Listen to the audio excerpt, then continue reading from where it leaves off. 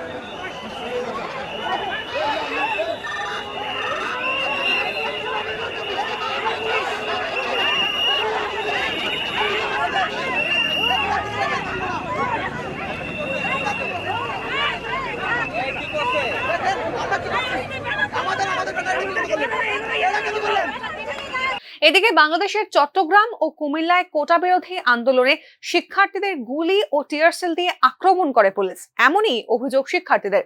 এতে সাংবাদিক সহ কমপক্ষে 30 জন শিক্ষার্থী আহত হয়েছেন। এরপরেই পুলিশকে লক্ষ্য করে ইট ছোড়ে শিক্ষার্থীরা।